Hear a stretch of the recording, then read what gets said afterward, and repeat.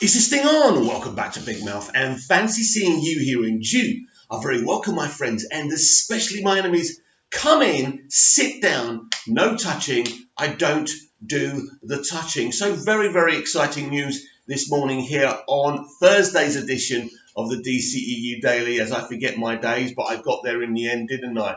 Yes, the Once Upon a Time in Hollywood cinematographer and of course a very loyal cinematographer to Quentin Tarantino will be joining Matt Reeves and the Batman as that film starts shooting from January the 13th, I think, in 2020. So that's brilliant. They normally take 3 or 4 months shooting, and then the rest of it's VFX. So we're definitely going to get some on-set pics. We're going to get trailers all throughout 2020. Then, of course, 2021 should be when the film's released.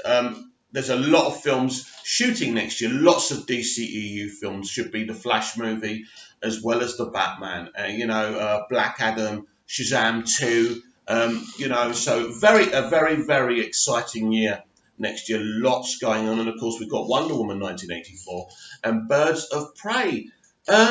I did a long video, didn't I? I had to call out a couple of people that were being very unfair to us people. I think it's incredible that so many people have an issue with what the Zack Snyder fans are attempting to do with Release the Snyder Cut, with Project Comic-Con. I don't see how it's hurting you, but I guess maybe something good would hurt you. This is not about a version of a film coming out. This is not about us. This is not like The Last Jedi, where they were making lots of different versions. Fans were coming in, removing some of the female characters. It's not about that. I didn't like The Last Jedi, but it wasn't about the women, and it wasn't about the political situation. It was it was the most boring, mediocre Star Wars film I had ever seen, and that's why I didn't like it. And I wasn't going to go around asking for another cut of it, because the other cut would have been shit as well, wouldn't it? Because it was done by the same person. So, when I see especially these hateful female journalists who are obviously very extreme in certain ways, and their politics aim for movies, I'm afraid, and aim for fandoms. And when you talk about that, and when you try and disparage fans who are trying to do something good, a man lost his daughter here and was promised his film would be released as he foresaw it, and he was betrayed. We want to see the real film. We want to see the Snyder Cut of the Justice League movie. There's nothing wrong with that. We are not angry fans. We are not bitter fans. We don't want anything but to see this film. And in fact, Project Comic-Con and RT Snyder Cut are very intelligent people. They've been very thoughtful. I think they've sorted out the fans and the movement in a wonderful way, encouraged us to be more positive and, not to shout and argue with people who maybe are attacking us or criticizing us. There's nothing wrong with defending the movement, defending the honour of Zach and Deb and the memory of Autumn when people are saying horrible things. But I think there has to come a time when you have to rise above it. I think we are in a situation now where we are fighting a good fight. I think we're winning this fight. I think Warner Brothers do have the power. They don't have to release this movie. I think they will release this movie eventually. I think it's interesting what's going on with the Twitter account HBO Asia. Either they're taking the piss out of us or they're with us, but it doesn't make sense because they're verified. So, it's weird, but even if they are kind of taking the piss, to everyone else, it's looking like they're supporting us. So that's kind of interesting. But, this has become massive. This movement was a very little movement at first, and everyone was laughing at it. It's not going to come off something. Well, even if we never get to see the film, the movement has become massive. This has become international news. High-profile journalists, not just movie pundits, are talking about Release the Snyder Cut, the movement, Project Comic-Con, the Washington Post, so many other sites. And we know that so many more people after Comic-Con is done. And Comic-Con begins today. So it's really exciting. Just to get the feedback from the fans that are there to see. What's great is there's one billboard opposite Hall H, which is such a great idea.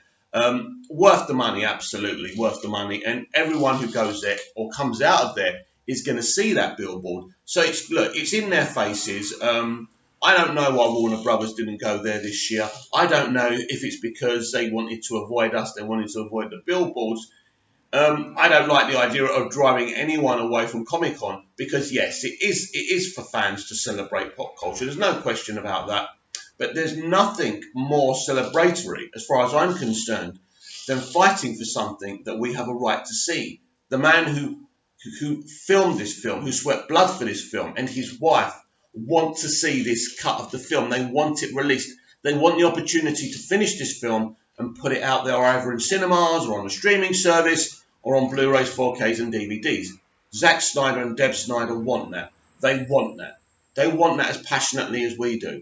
We are not doing something. Listen, if Zack and Deb ever came out and said, you know what, guys, what happened was bad, but we've got to call it a day now, I would absolutely respect that because that's their wishes.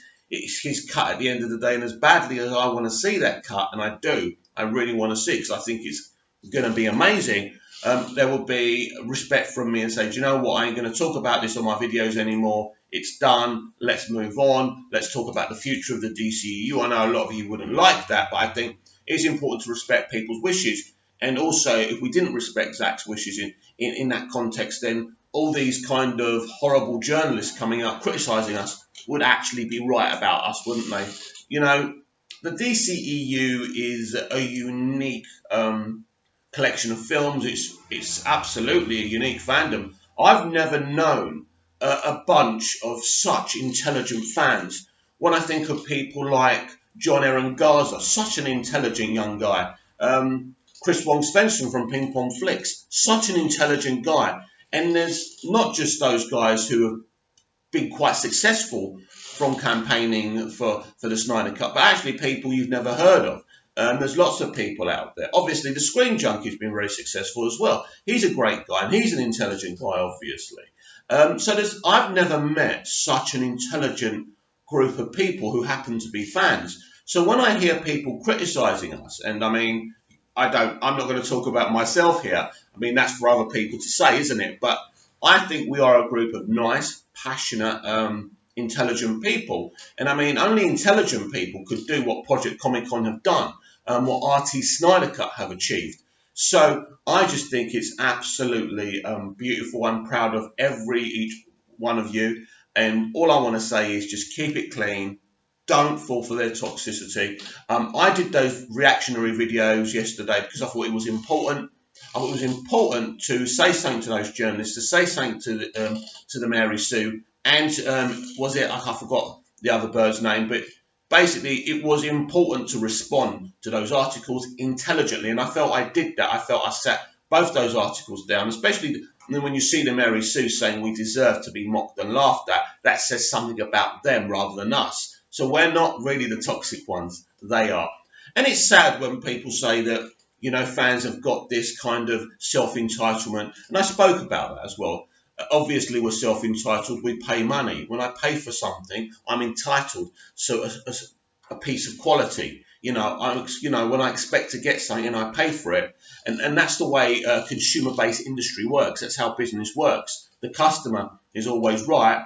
And you are the customer's bitch because you want to make money off of us. You're constantly on social media trying to con us out of spending money on something. You know, at the end of the day, when I bought this T-shirt, I expected to get what I wanted, which was a T-shirt with this beautiful insignia, which makes me so proud to wear when I walk out and about, wherever I go. So proud of this insignia and this character. So when I pay for something, I absolutely deserve to get what I pay for. So to anyone watching this who's been fighting for the Snyder Cut and sometimes feels a bit low when they're criticised or laughed at, you know, people have laughed at me all my life and still continue to laugh at me. I'm not like everybody else. I'm not the norm, and people continue to mock me. But I continue to go on because I have the confidence, and so are you. You're going to go on. We're going to go on together. We are a family. We are a family fighting for something. And when the Snyder Cut is released, we are going to remember all the people who mocked us. We're not going to say anything to them. We're not going to do anything to them. We're just going to have a wry smile on our face and say, guess what?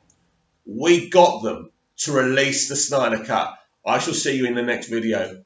Thank you very much.